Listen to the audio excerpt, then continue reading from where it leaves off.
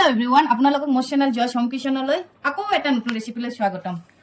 আজি দুপৰীয়াৰ সাজত মই বেগুন চাটনি, সৰু মাছৰ চাটনি, আলু চাটনি, মাছ ভাজা আৰু মাছৰ কাৰি লগতে মুগ দাইলৰে মাছৰ মাথা দি মুড়ি ঘণ্টা বনাইছিলো। যেতিয়া এই মুড়ি ঘণ্টাটো বনাই আছিলো তেতিয়া ভাবিলো আপোনালোকৰ লগত এই ৰেচিপিটো শেয়াৰ কৰি লম। তেনেহলে বলক আমি সকলোৱে মিলি কেনে দেখো যে এই মুগ দাইলৰ ৰেচিপিটো কেনেকৈ বনাইছো। মুড়ি ঘণ্টা বনাবৰ কাৰণে এই সৰু গিলাছটোৰে 1 গিলাছ মুগ দাইল মই ভালকৈ ভাজি কেনে 1 ঘণ্টা জিকাই ৰাখিছিলো। এতিয়া মই মুগ দাইলটো ভালকৈ ধুই লৈছো। প্ৰেসাৰ কুকাৰত মই 2টা চিটি লগাই দিম।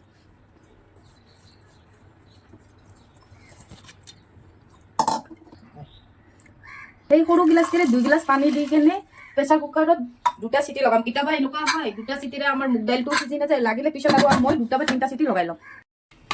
ইয়াত মই 2টা মাছৰ মাথা নিমখ হালধি লগাই কেনে ভালকৈ সানি লৈছো। এতিয়া মই মাছৰ মাথা দুটা ভালকৈ ভাজি লম।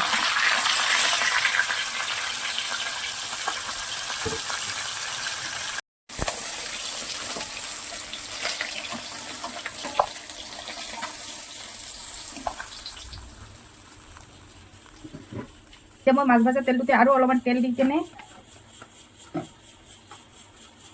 1 চামুচ জিৰা, তেজপাত বস্তু তেল দি লগাই লম।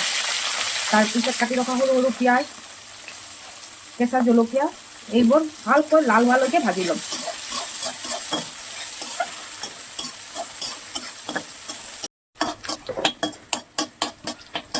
এতিয়া মোৰ পিঁয়াজটো ভাজা হৈ গৈছে। এতিয়া ইয়াত 2টা সৰু সৰু বিলাহী, 2 চামুচ নহৰুৰ পেষ্ট, 1 চামুচ আদাৰ পেষ্ট,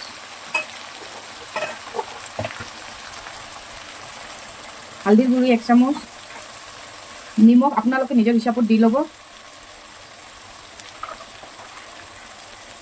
জিৰা ধনিয়াৰ গুড়ি আৰু অলপমান পানী দি কেনে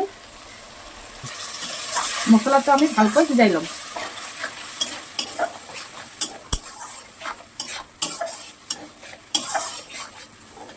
ইয়াত মই কোনো ধৰণৰ শুকনা জলকীয়াৰ গুড়ি ব্যৱহাৰ কৰা নাই, কাৰণ মই আগতে কেঁচা জলকীয়া দিছো সেইকাৰণে।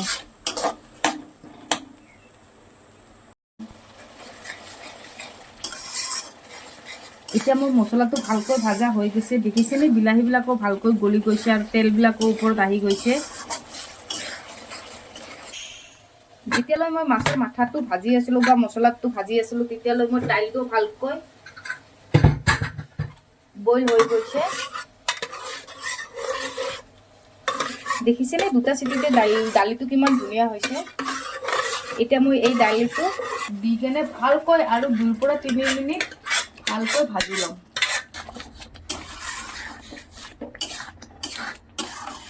আজি মই কেইবাদিন ধৰি কোনো ধৰণৰ ভিডিঅ' দিয়া নাই।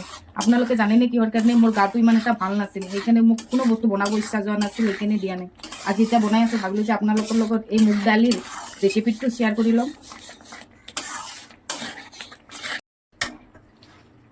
এতিয়া মই ভাজি ৰখা মাছৰ মাথাটো হাতেৰে ভাঙি দালিটোৰ ওপৰত দি কেনে ভালকৈ ভাজি ল'ম। যেতিয়ালৈকে মুগ দাইলৰ গোন্ধটো নাযাব তেতিয়ালৈকে মই এই দালিটো আৰু মাছৰ মাথাটো ভালকৈ ভাজি ল'ম।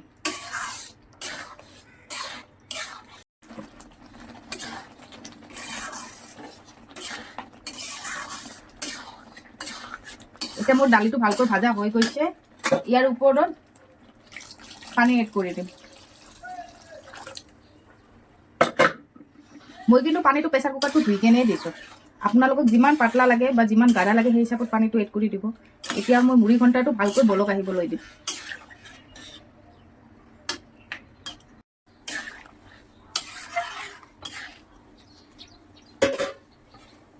এতিয়া মুড়ি ঘণ্টাটো ভালকৈ বইল আহি গৈছে।